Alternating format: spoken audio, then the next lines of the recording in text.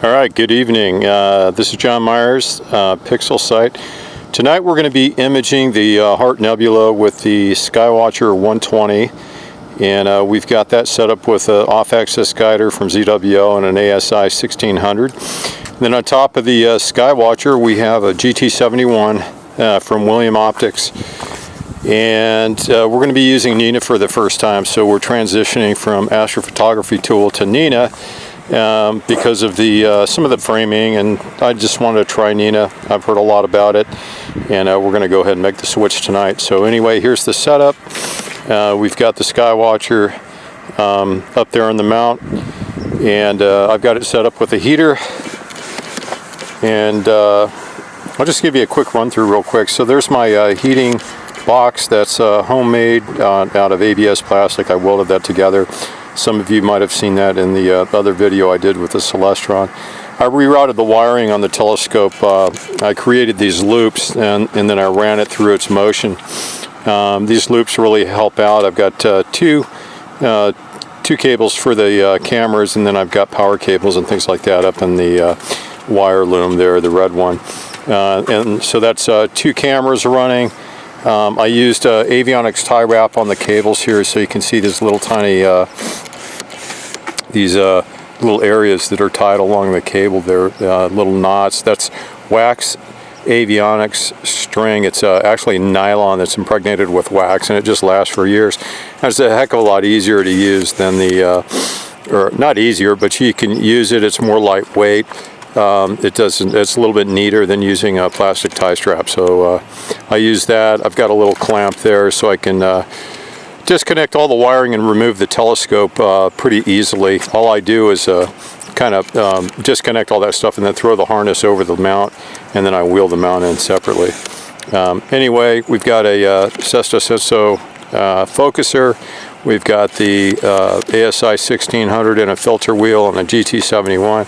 And then here we've got a ZWO dual band filter and a filter drawer, and I'm going to be running that with the ASI 2600. And the reason I switched over to the 2600 is because the Heart Nebula is so large, it wouldn't fit in the frame of the 1600. I got some really good pictures with that, but I wanted to switch to the 2600 and play a little bit around with framing. I'm going to go ahead and test the light gathering capability of this camera on the Heart Nebula, and then we'll see if we'll continue to use that or jump back to the ASI 1600 and then do multiple frames and build up a mosaic using Nina.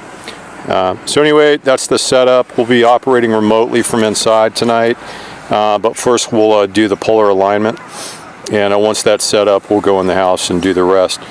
So that's the setup. I've got the remote laptop out here. This is a Panasonic CF53 Toughbook, and then I've got the little table, and then I've got a little mini heater down there on the ground. I just kind of blow warm air on the scope just to keep it a little bit warmer than ambient. I don't really, put the heater too close to the telescope because I don't want to create issues with the scope cooling to the right temperature and that kind of thing. So if you blow too much hot air, you can imagine you probably get some turbulence in the tube or whatever the case is, and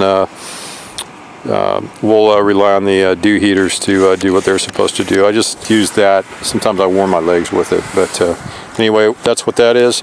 Hopefully most of that was in focus. As you can see, it snowed today quite a bit. I shoveled this out a couple of different times today just to make sure I had a path out here because I knew it was going to be clear, but it's a lot of snow, you can see. And I think we had about 8 inches, which is not really normal for Maryland. You can see out over there, it's pretty cool. It's all the way up to the base of the trees, and then you can see up there on the top of the little shed. But it should be a pretty cool night. It's really neat out here.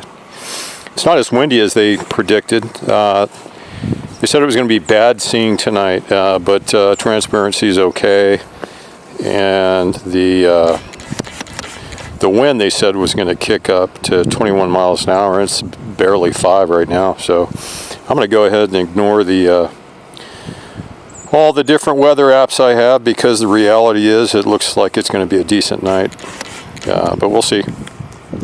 Pretty cool out here.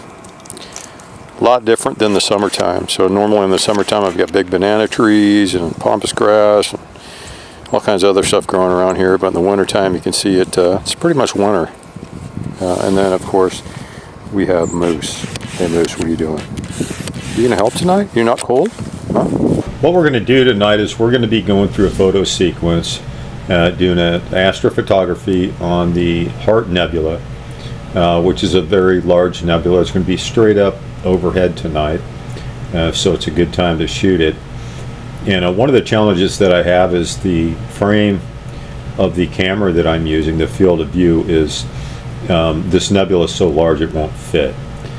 And so what I've done is I've actually switched from astrophotography tool to a new program called Nighttime Imaging and Astronomy, NINA. And it's a really well-known program that a lot of guys are using for a little bit more in-depth and capable program for more advanced astrophotography. Okay, I'm back inside, and as you can see I have 2 screens up here. I've got my primary, which you don't see, and then I've got my secondary, which I'm recording right now. So the way this works is you basically, I have a remote desktop. This is in Windows, so it's not hard to set up. And it basically accesses the laptop computer, which is outside, and it's probably, I don't know, maybe 100 feet away from the basement. And so what I did is I bought a little Wi-Fi extender. It's just a about a $40 little electric box that picks up on the Wi-Fi, and it just boosts the signal the rest of the way out to the laptop. So that gives me the ability to access that from in here, and it's nice and warm, 75 degrees in my basement. It's, like I said, 25 outside, and I just go to connect the remote desktop, and then that desktop comes up, and it's just like using the computer inside the house. One of the things you want to make sure when you do this kind of thing is that you make sure your cables are properly stowed and secured, and that you have what they call service loops in your wiring, which will allow the mount to articulate in the different directions that it needs to, in right ascension and declination, without having a cable hang up, which can really be an issue with guiding, and you can I don't want to say you'll damage your mount. Your mount clutch will slip. Hopefully your mount's designed that way. It's kind of a safety feature, but you don't want to have your stuff getting caught up, and you got to make sure, absolutely sure, that doesn't happen if you're going to do a long photo sequence through a night. This is a single frame using the 120. This is from the other night. I just got it in Lightroom here. I was looking at it, and it's kind of cool. You can, obviously there's a lot of noise in it, but that's what we're going to be shooting, and obviously it's too big to fit. So we're going to experiment. We're going to come over to NINA, and like I said, we're going to do this 4-frame mosaic here using the sequencer. Okay, this is John. We're inside now, and what we did is we went out and polar aligned the scope, and again, this is a basic tutorial, and I'm going to run through this kind of quick. So We've got Nina up, and obviously in Nina you have the options that you want to go through and set up. Here are your different profiles. If you have a different telescope, different mount, different combination of cameras, filter wheels, that sort of thing, you want to set those up here. We have the main imaging screen. So this is the main work area where you'll be manipulating your focuser, your camera, and all the different equipment and stuff. And you can either select and view full-size images of the different work areas. For instance, your focuser, your telescope, the image that you're shooting, whatever the case is. You can have those here, or you can spread them around your screen. So that's kind of the main work area. We have the sequence page. This is where you build your sequence that you're going to shoot. We have a flat wizard, which has its own thing. I'm not going to go into that. We've got the framing wizard, which I'm going to walk through. This is really cool. This is why I switched to Nina. And then we have the Sky Atlas, which brings up targets and things like that. We're not going to go into detail on that. And then we've got the equipment screen, which is a basic rundown where you turn on your equipment and stuff like that. So basically that's kind of how Nina is put together. It's very straightforward. You set up your options in the option page. You can go to each individual piece of equipment and turn it on, or you can use this button down here and turn everything on when you're ready to sequence. But really how I got started, I didn't use the Sky Atlas. I know some guys go in here, you can pick a target, see how high it is in the sky, what the best time is to shoot it, and then you can send that information over to the sequence. I'll call this the sequencer, and then you can build the profile for the different filters and number of exposures and time and all that kind of stuff. So you can do it from the Sky Atlas, or you can do it from the framing assistant here.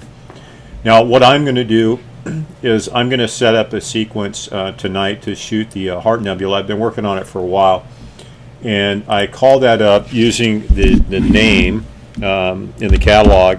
This is Malot 15.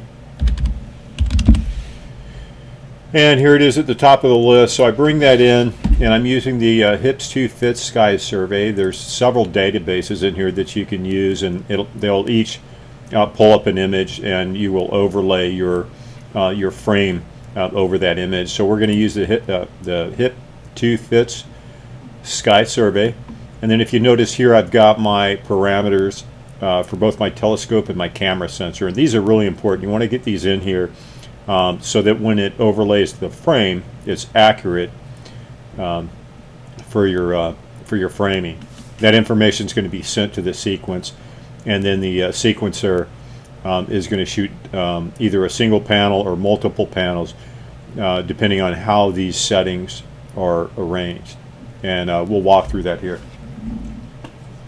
So the first thing I do is I've got Malot 15 loaded. I'm going to go ahead and load that. Okay, here it is. You can choose 1:1, or you can fit the image. So here I've got it fitted. Tonight we're going to be doing a mosaic. That's what this video is primarily about. And so to do that, I make sure that I have my focal length and everything adjusted here. Sometimes if the reality is that when you shoot an image and you have a field corrector on there, you may not be exactly at the advertised focal length. So you want to take a look at your image, your actual image from your telescope, and then compare it to the frame. And you can rotate the frame around if you want here. And make sure you compare that frame to your actual image. So I shot a section of the Heart Nebula, and I noticed that my frame out of my telescope actually seems to show that I'm at a higher focal length than what is advertised for that telescope. Tonight we're using the Skywatcher ED120, and with the matched corrector, it's supposed to be a 0.85 times the 840 millimeter native focal length of that scope, and so when I do the math, I end up with 714 millimeters. But when I actually lay it here, I'm closer to 850.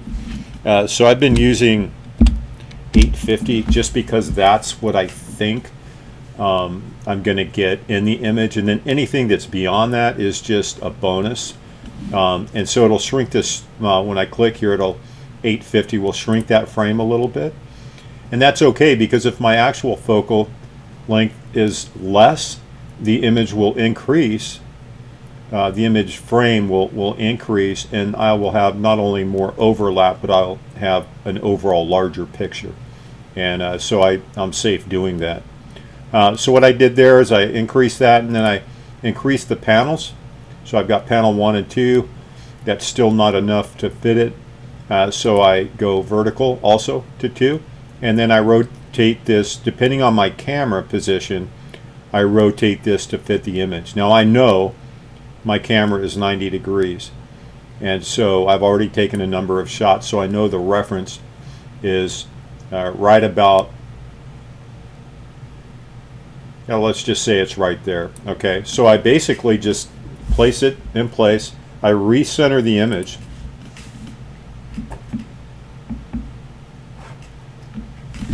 And then I send that information to the sequencer by pressing this button here.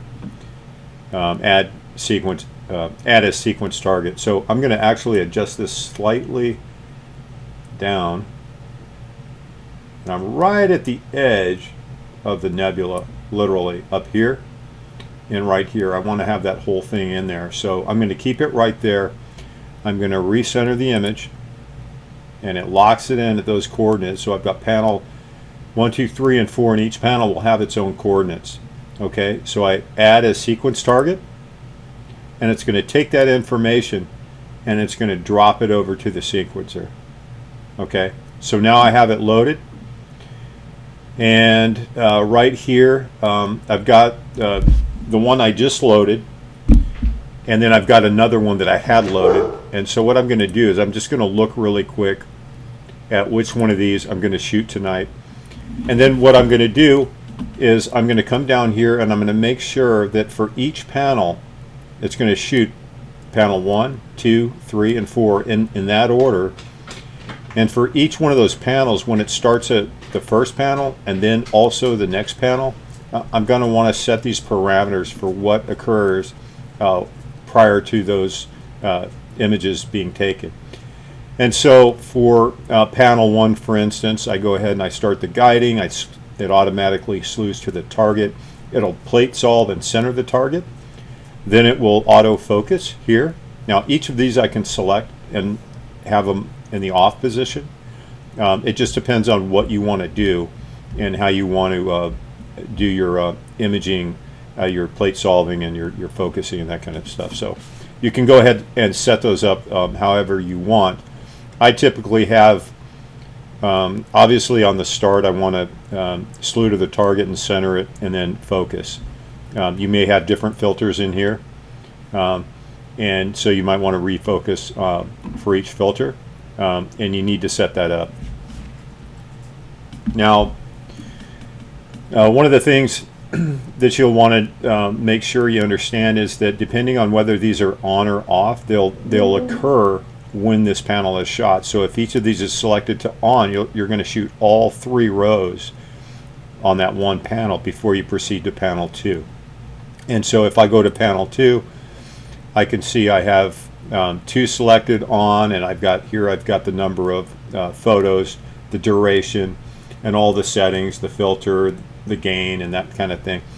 So basically, and then I've got on panel 2, I've also got a refocus. It is obviously, it's going to center and plate solve. And then for panel 3, I do the same thing. I like to refocus prior to shooting each panel. Now, as you notice, these 4 are loaded, were loaded prior to what we just did. We just brought these 4 over from the sequencer. So you can overlay different sequences one after the other. If you want to shoot several targets, this could be completely different targets. I could shoot 2 mosaics at the same time if I had a night that was long enough to do it. Or I can center and shoot one nebula and then slew to a galaxy and shoot that if I want to. So any of these, they're just going to go in order. And from the framing wizard, or from the framing page, we set up a 4-panel mosaic, for this demonstration. So anyway, what I'm going to do is I'm going to pause the video, and we're going to go ahead and get things ready to start, and then we'll restart again. Okay, we're back, and I pulled up PolMaster. Last night I polar aligned, and all I'm going to do is I'm just going to quickly check the darkness outside and see what that looks like. So we see stars right there, so it looks like it's going to be dark enough, and we've got Polaris right there, and anyway, it should be all good to go on the polar alignment.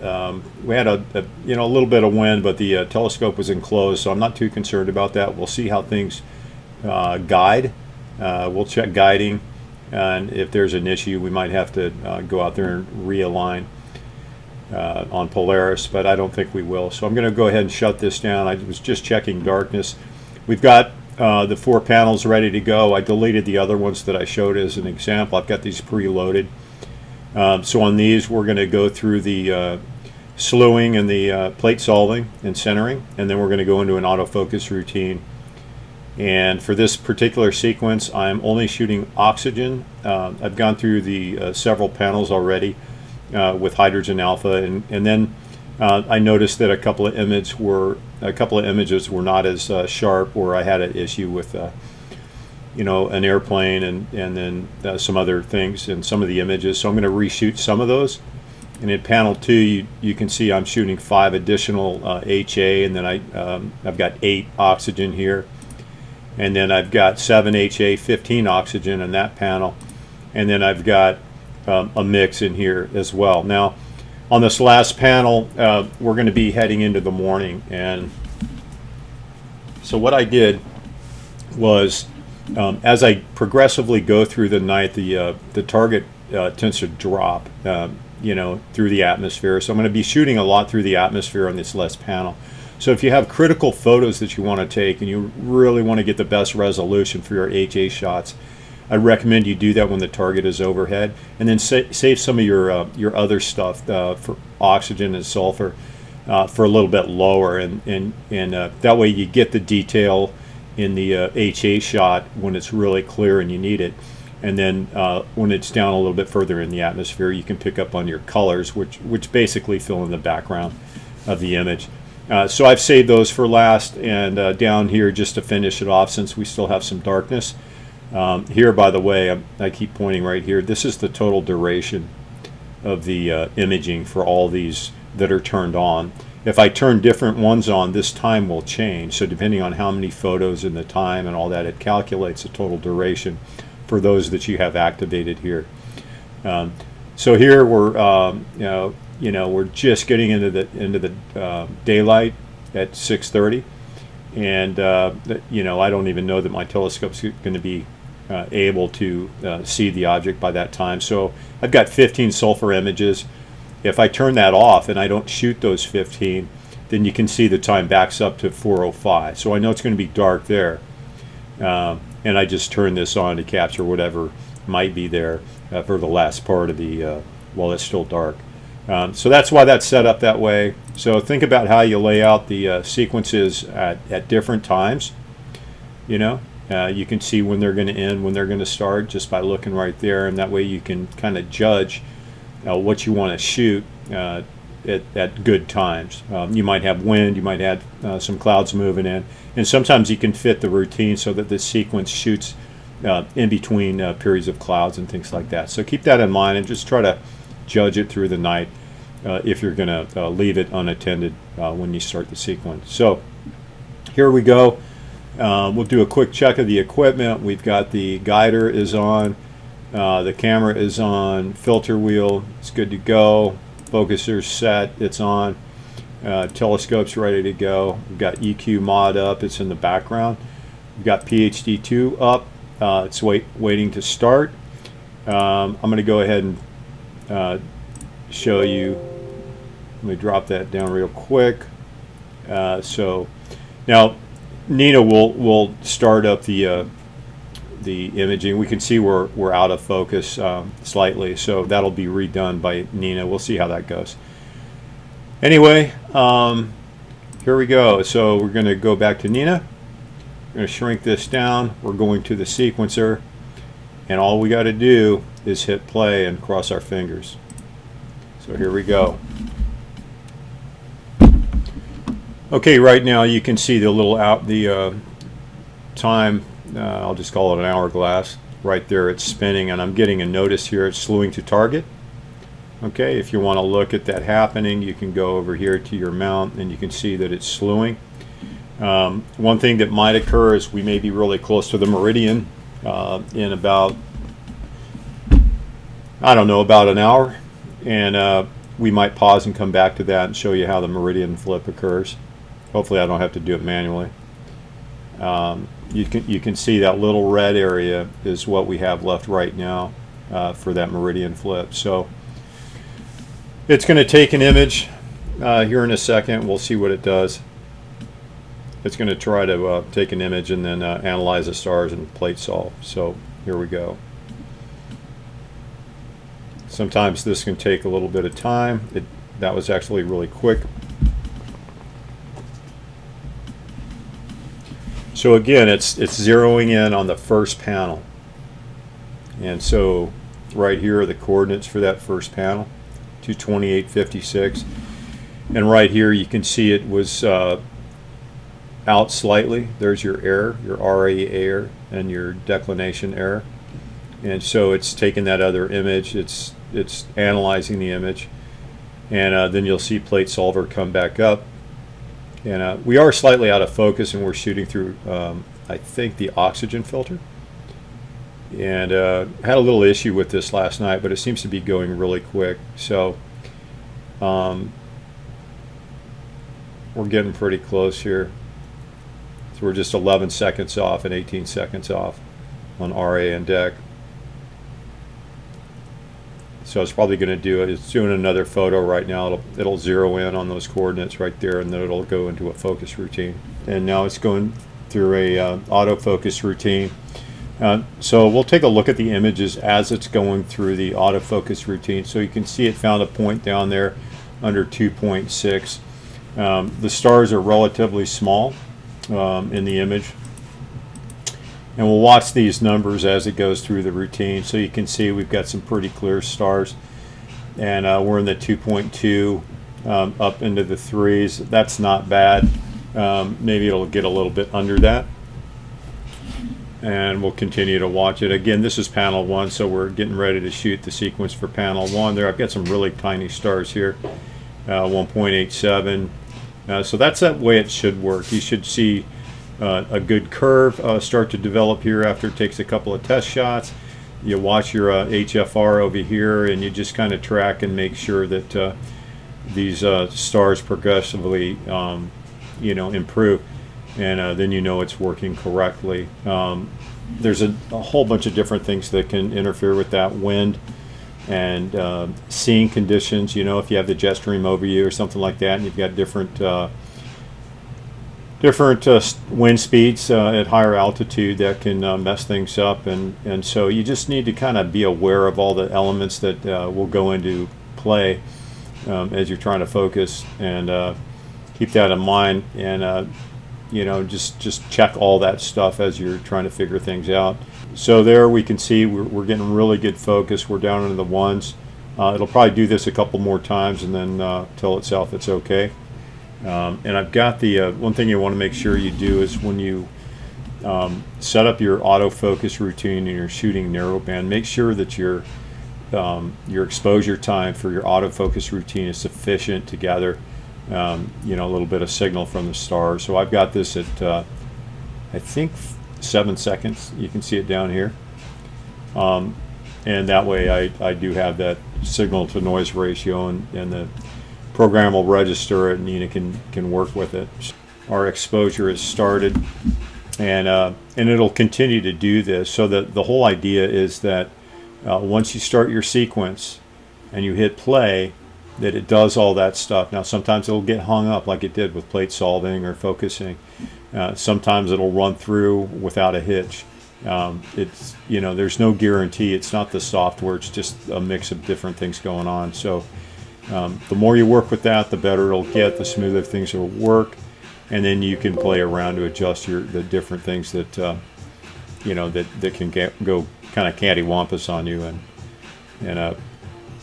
not work as well. So I'm going to check what that beeping is, and we'll come back.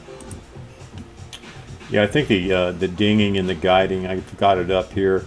The guiding is doing okay, and occasionally I'll get a ding, and that's typical when I get a cloud or a wisp that goes past. And I think I can see, looking here, that I can see some stuff going by the star here. So we might be a little bit in the clouds on this, and occasionally I'll get an alarm as a result of that. So that's kind of what's going on there. The sequence is going, we're at 166 seconds, and if I go to the image and look at the image and our HFR, our last HFR was the last shot taken in the curve. But what will happen is you'll see the final image come up, and then it'll analyze that image, and you'll see what the final autofocus routine did, and what was stored in it, and what the resulting HFR was. So you don't, sometimes the last image isn't necessarily an indication of what your final focus was. You got to see the image that it started. When it's complete, then you can look at and see what your HFR is. So don't be too concerned if the immediate HFR here isn't what you expect. So I'm zoomed in a little bit, and I'm kind of scrolling around, and I've got the HFR down pretty far. You can see it's 2.5 roughly average, I think, you know, which is not bad. I mean, it's not perfect. I love to see it when it gets down into the ones. But I'm shooting oxygen, and I'm not overly concerned about HFR being at this range right here. If it was 3s and 4s, I would definitely be more concerned. But we're definitely within good focus right now. And so I'm going to let this routine run at 600 seconds, and then we'll bring it up and see what it looks like. One thing I did note on the guiding is it's going really well. I'm well within a pixel here for the guiding. And if I go to the other graphs, you know, I'm at the 1 pixel graph right here. But if I go to 8, look at that. You know, it's just I notice a lot of guys are, you know, don't like to see the up and down, and typically have it on this range. But I like to see the reality of what's going on, and so I'll keep it at 4 or even lower than that, depending on how perfect I want it. That's the half pixel scale, and I'm within a half of a pixel. Okay, we've got the first photo that came in, and like I was saying, don't judge your HFR and your first or your last autofocus photo. Wait till the image shows up, and then go in and check your HFR. So you can see here I'm down into the 1s and 2s, high 1s and 2s. So that's really good. My guiding again is, like I told you, it's within half a pixel, so that's pretty darn good. Probably better than you have to have for a good photo. So I wouldn't worry too much about getting it down that far. What I did is I downloaded the image in Deep Sky Stacker, and I stacked it, just one picture, so it would stretch it. And then I took a picture, or I downloaded another picture off a hard drive that I took last night for the same panel after the meridian flipped. And what I was going to show you is you can see the features right there and right here. And this is last night, and then this one is prior to the meridian flip tonight, and it's exactly opposite, almost identical in terms of the position. And so what I'm going to do is I'm going to actually stack these pictures and show you the accuracy of Nina and the plate solving and the panels for the Mosaic. So this is done mostly automatically by Nina, and it's really impressive how it works. All right, so this is 2 images from different times, one last night and one tonight, and there's almost 0 artifacts. So these are, basically, let me stretch it a little bit so we can make sure. I'm saying the right thing. So we'll just put it right there and stretch it a little bit too much. But here you can see the O2 in this part of the this is the fish head nebula, by the way. That's that feature of the it's really predominant in HA, and then also in O3 there's quite a bit of features there. It's a little overexposed here just because I'm stretched a little bit too much. This is the second or the third exposure, and then our mount we're probably going to get a meridian flip here prior to this picture completing. So we'll see, and then I'll bring it up when it starts. Okay, this is what the meridian flip screen looks like. So Nina engaged this right after that last picture was taken, and then we're going to go through a routine for the meridian flip, and we'll see. Okay, right now, so it's moving the scope. You'll see it turned off the guiding right here. If we go to PhD2, it's paused for the time being, and this is going to flip the scope, and then I think what's going to happen is we're going to go through a pause period.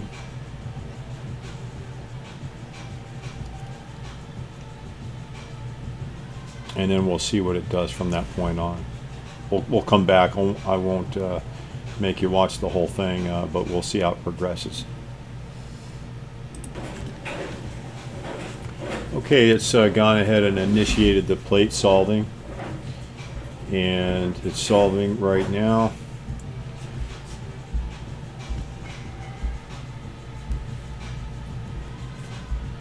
Looks like it found it the first time.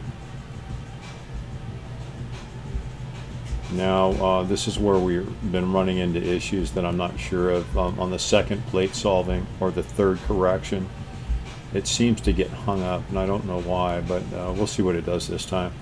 Alright, I go and wash. Okay, it's going through the routine again. We'll see how it does, if those adjustments to the focus and the filter made a difference for plate solving. You'll want to see this pretty immediately, as long as you got the right catalog loaded.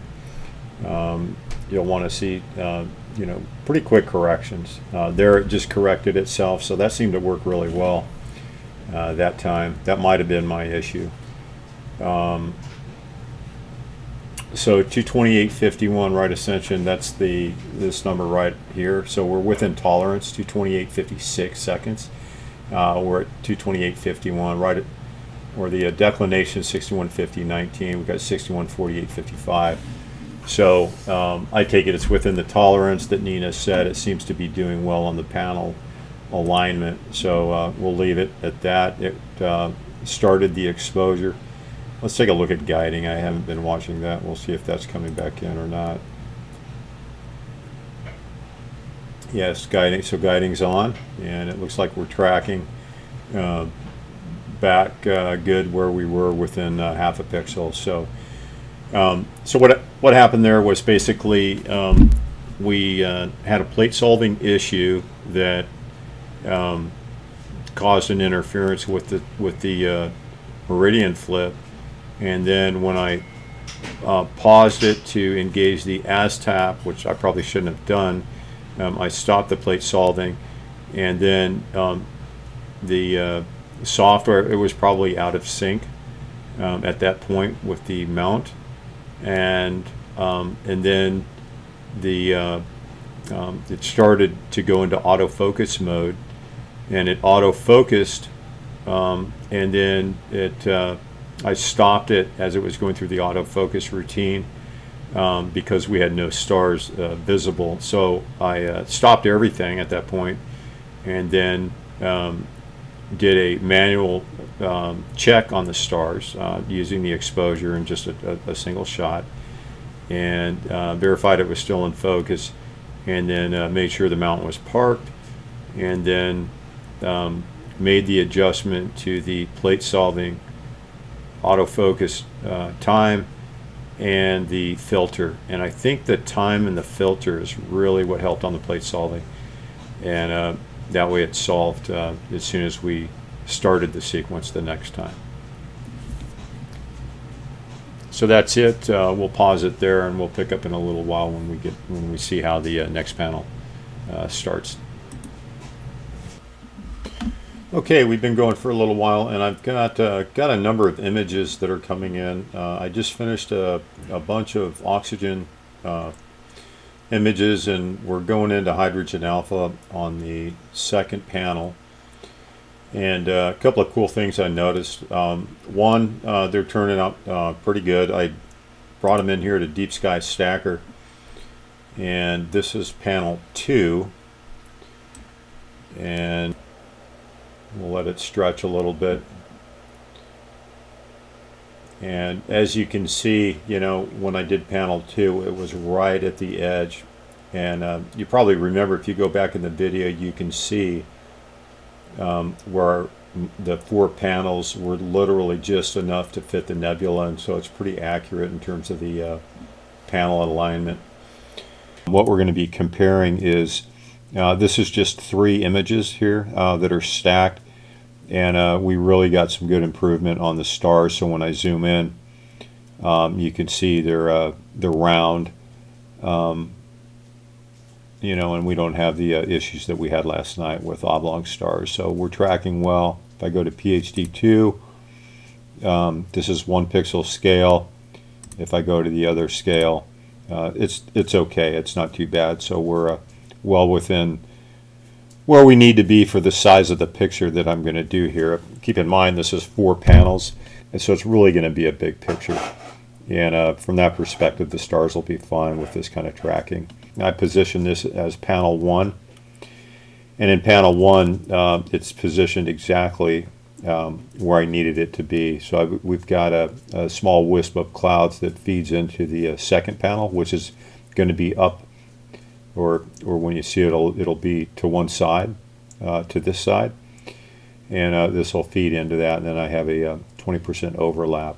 Now, the way that my camera is clocked, it's at 90 degrees, and that's also where I want it, because at 90 degrees I can actually fit the nebula into the box, but barely.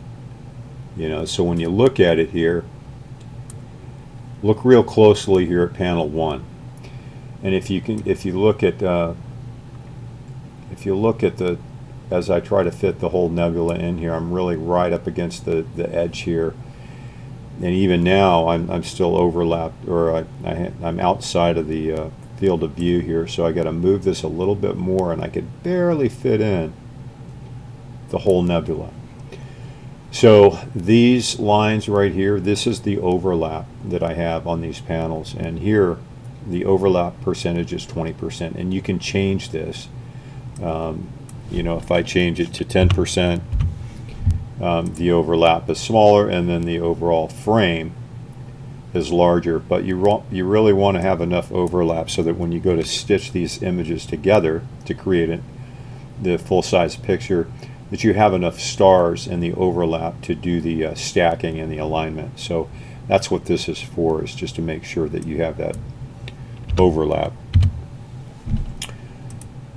Anyway, so that's what we're doing, and right now, if I go to panel 1, like I was telling you, right up here, you can see the Fishhead Nebula, which is up in the upper quadrant, and part of the Heart Nebula itself.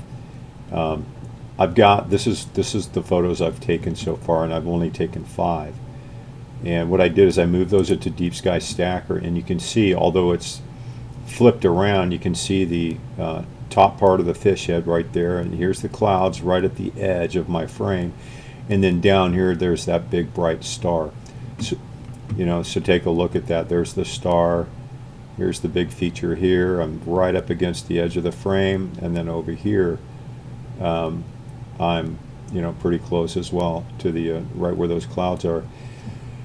So what the way that I was able to do that was when I went out and set up the telescope, I knew the position of the camera, the clocking of the camera, and there's an adjustment on the tube, on the telescope, or in the spacers that you can here you can see my my target for or my little reticle there for the telescope is starting to shoot frame 2, so it went over there and it's shooting right here. But anyway, so we're done with panel 1. We're going to panel 2. We're going to shoot panel 2, and we'll get an image and we'll see what that image looks like. In panel 2, you should see the Merlot feature right here, Merlot 15. That's what that is right there. We'll see that in the upper right hand side of the we've already done the meridian flip, so this will be in the upper right hand side of the photo.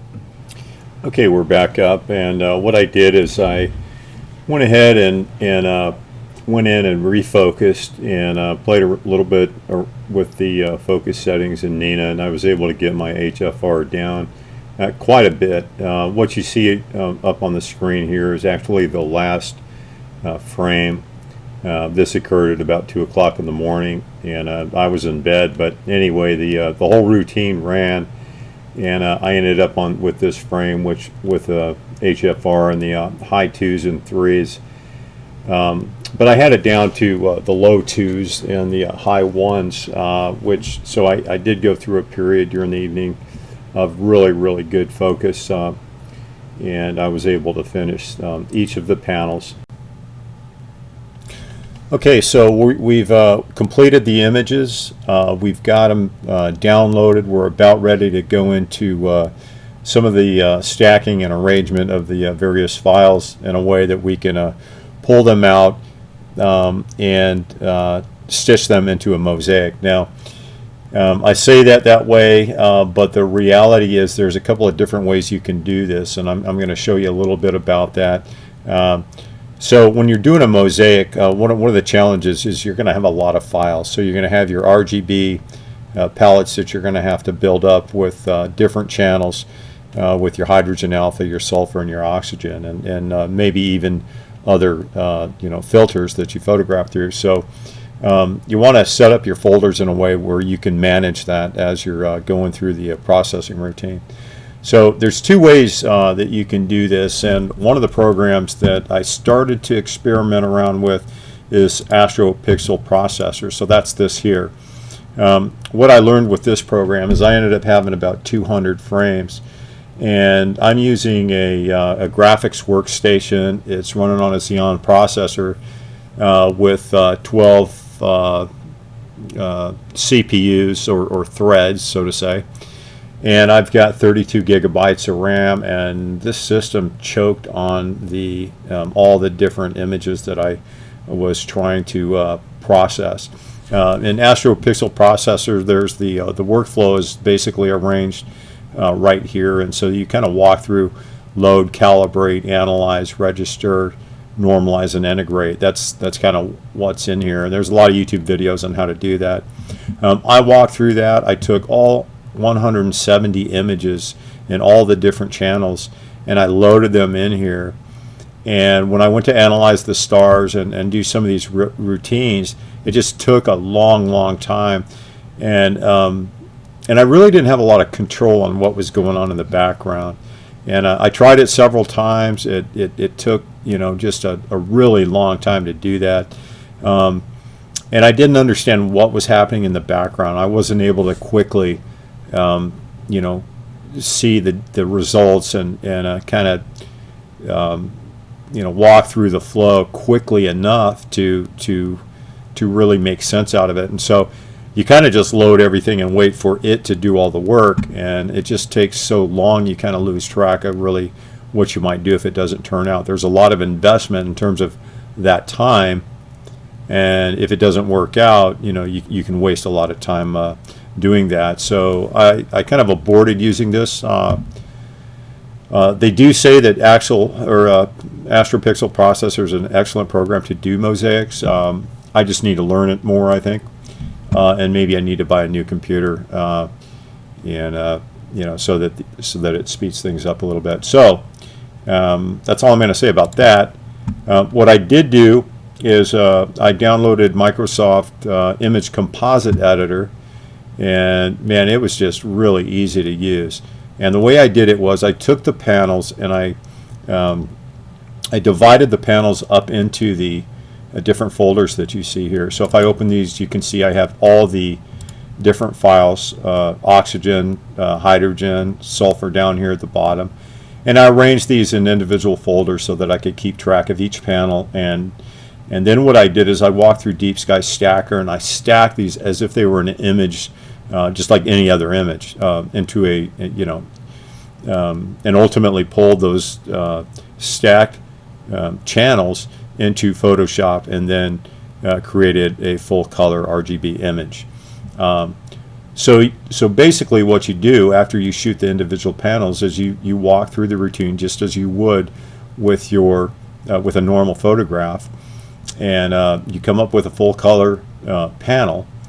And I wouldn't spend a lot of time editing that panel, because what you're going to do is you're going to stitch these together in the MS ICE program, the Image Composite Editor, and then you're going to edit after that. At least that's the way I found to do it well. So what I did is I took these, I started the new panorama from images, and then I pulled up my folder. Let me make sure I get to the right folder here. So I move these. Actually, I keep them on my working data. This is a really quick hard drive, and so when I'm working with data, I because of the write speed and the access speed for that particular drive, I keep that on my root drive. And then when I'm done with that, I move the different files back into the storage folder, which I have on an external drive. So that's where they're at right now, and I've got them under my astrophotography, and then photos, and then nebula, and then the heart, and then we'll go to the mosaic here, and mosaic build. So here's my panels, panel 1, 2, 3, 4. So panel 1, I've got actually, we'll have to back out of this for a second. And this is I may have, I'm sorry, they're on my root drive, so excuse me, I've got a lot of different folders going on. So we'll go to the desktop, astrophotography here, and if it doesn't do it this time, I'm going to stop the video and go hunt for them. But anyway, we should be able to find them here. So, okay, here's all the build panels. So there's panel 1, 2, 3, and 4, and if you notice, I've got 2 panel 3s because I was playing around a little bit. So these are the full color images, and obviously you can see they're green. That's because they have the Hubble Palette assignment for each channel, and that's kind of the raw output. Once they're, I do a slight stretch on them when I pull them into Photoshop, and then I convert to 16 bits. And then I pretty much leave them alone at that point. So you can look at how to create a color image in Photoshop, but that's what I'm using. And so anyway, for the Microsoft Image Composite Editor, all you do is you select the panels after you build them, and then you simply move them into the Composite Editor. Okay, so here they are. One of the things I want to say is before you do that, you can see that these panels are relatively close in terms of the shade and the stretch. You can just see that visually by looking at them. You want to try and get that as close as possible. So what you do is, if you're working in Photoshop or another program, try to have each of these loaded into that program so that you can quickly go back and forth and make small adjustments to get the shades and the stretch about the same so they appear the same visually. Obviously, this one here looks overexposed, but I'm using it just as an example to show you how this program works to stitch. But one of the key things is, if you make these really close, then when the Image Composite Editor does the stitch, you won't see the overlap as much. So that's why I do that. So make the edits only to the extent that you need to in order to make that overlap not as visible. So I have it selected here. All I have to do is go over here to Structured Panorama. And you can see that it figures out, based on the file naming, I think, what 1, 2, 3, and 4 are. Now here you can see panel 3 and 4 are off, and that's just in the way that the image order is. So if you go over here to this block over here, you can select zigzag, and it'll change that order. Okay, so there's the panels.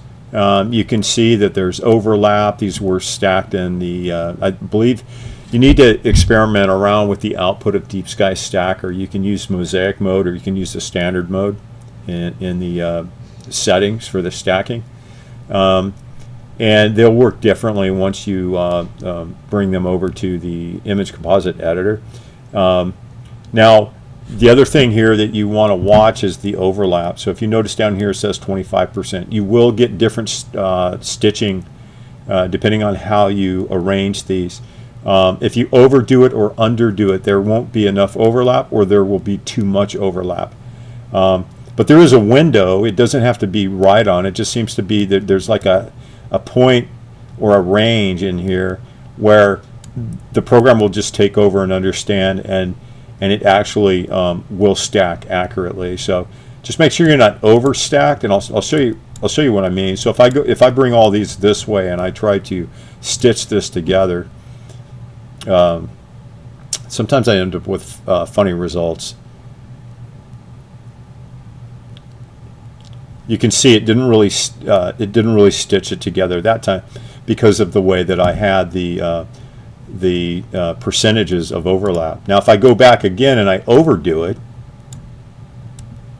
and we do it again, and I just ran those sliders all the way to the right there, and now it's going to do something strange again that we don't want. And so but then it's funny, if I'm right around the percentage of overlap that I used in Nina, that time it didn't do too bad, but I noticed that I'm losing a little bit, and it, especially down here, it stacks a little differently.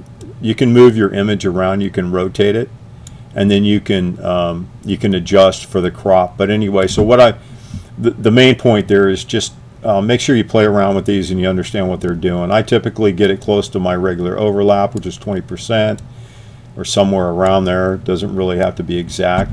That's the nice thing about this program, is you can play around, and it doesn't have to be exactly accurate, and it'll still do what you need it to do. So bring them in. There you can see there is a difference, and then you can rotate this around, and you can just leave it in a particular position that you want.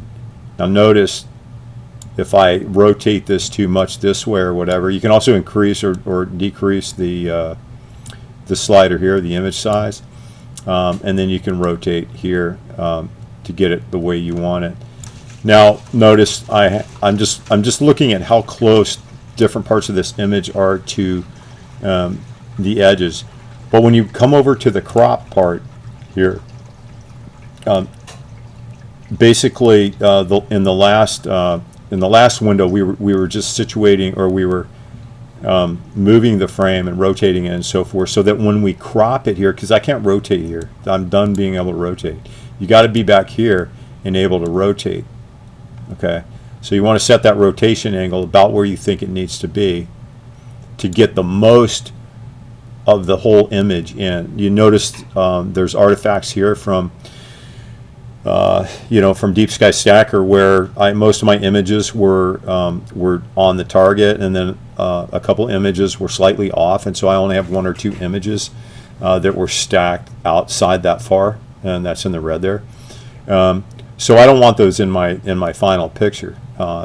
So keep an eye on that, and then when you go to crop it, it's going to give you a more high resolution picture, and then you just slide these in to take those areas out, and you can bring it up here, and I'll show you a trick about these little areas here so that you'll miss. And if you notice, because of my rotation, I left a big chunk out of the picture here, and in order to capture that, I would have to bring this down, and then I start cutting out here, so keep an eye on that. Then you got to kind of play around with it a little bit. So I come back here, I'll rotate this around so that this is horizontal across the top, so I don't have that big angle here that I got to make up for. And then I'll play, and maybe I'll edit some down here when I'm done, but we'll see how this works.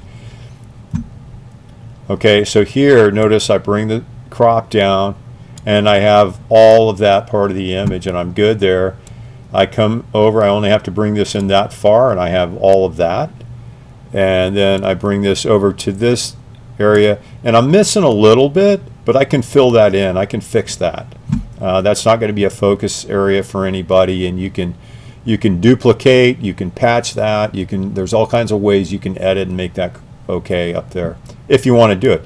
If you're really religious about having it exactly the way that the sky is and the stars and that kind of thing, you only have two options. You either go out and reshoot and get pictures that capture that area, or you go back and restack, or you change your overlap on your framing, or whatever the case is. But most of the time you will have invested already so much time out there, you're not going to go out and redo a whole bunch of stuff just for that little area. So there is a way to overcome that. Same here. So notice I have an area here, right? But I want to keep this big area. I don't want to cut out. I don't want to cut this out, okay? I would rather fill this in than cut that out. So those are little things I look at right there. And I could cut it there. I could just go to export at that point. And you notice, again, I've got a little artifact here. That's because of the substantial difference in frame 4 from the rest of the frames. You noticed it was overexposed, and so when Image Composite Editor did the stitch, it wasn't quite, it didn't quite fix that issue. If they would have been closer, you wouldn't even see that. So keep that in mind. This is the way the image looks. I would export that. I go to Superb on this to get a full, hey, you got a dog digging on the rubber over there. Anyway, when I go to export it, make sure you export it at the quality that you want. Here you can get a pixel readout, 7915 to 6018. So it's a huge pixel, or a huge picture. And that's it. So I export to disk. I bring it into here. And then if you notice, I will have a full RGB image, which is right here, okay? And I pull that over to Microsoft, or not Microsoft, but I've got this actually loading into Photoshop on the other screen, and I'm going to drag this over and show you what it looks like. So here's the whole image, and if you notice, I'm going to shrink this a little bit. If you notice the area up here that's cut out, and that area that I'm talking about down here, in Photoshop I was able to fix those areas by just, there's some tricks, like I said, you can use right here. There's a patch tool where you can highlight an area like this, and you could literally take this thing and drag it around until it looks like something you want. You don't want to pick a feature that's like, obvious, right? You just want to kind of have it blend into something that's not so obvious. So you kind of look around to do that. You might move it so that that little area looks the same. Or so, if you have a dark area and you want another dark area to blend together so it looks like a nice transition, you can do that. So you can kind of play around, and then you just basically let it go. Like that. And then I come down here and I can do the same. So there, I just took care of that. And then if you have a long extended area, you might do that in sections. You might take this area and kind of like find an area and fix that, and then you might take the next, you might take another area like through here or something like that, and kind of move it over and play around with it a little bit. And like I said, you can take different parts and do it differently, however you want. So there's that tool. There's the spot healing brush. There's different ways to do that, but this set of tools is primarily what you need to fill in some little missing detail and so forth. You can also remove stars and things with the spot healing tool, like that guy right there, and you can just basically remove sections of different things. And if you want, you can increase this. You can remove a star if you want to remove a star like that. So you can clean it up But anyway, then after you do that, you basically do your editing, your final editing like you would any image, and that's about it. So real quick, so Nina, go into Nina, set up your framing first, pull down the image, make sure you have your telescope information in the, over there on the left, and so that you have frames that are representative of your optics, and choose where exactly you want to shoot. Don't forget the rotation of your camera, and take a practice shot first and verify your rotation. I think Nina will tell you if you go through and you activate the rotator function in Nina. I believe it kicks off a point in the sequence where it tells you to rotate your camera a certain number of degrees. You can research that on YouTube. Anyway, make sure that's set up, and then recenter. That's an important thing. Recenter on the target, and then move that sequence or move that information from those panels to the sequencer by selecting that function in Nina, and it will move the panels over into the sequencer. And then make sure that you set up your routine to include the centering or the slewing, the centering, the refocus on the panels, or per filter, whatever the case is. Make sure your gain's set correctly. Make sure your the different panels have the correct channels activated, whether it's hydrogen, alpha, oxygen, sulfur for each panel, or just one of those channels for a particular panel. And you'll find out that as you're going through the routine, things don't go well every night, and you'll be coming back to each panel to capture a couple oxygen shots or a couple sulfur shots, and maybe a full set of another channel, depending on what you were able to capture the nights before. So you'll be playing around with that, going back and forth a little bit. Yeah, make sure all your equipment's set up in Nina correctly, and it will automate a lot of that for you, so that you just come back and make sure that that those panels are ready to go the way you need them to for that particular imaging on that day or that evening. So that's it. I appreciate you watching. We'll show you the final image here in a minute, and I wish you the best, clear skies, and we'll talk to you later.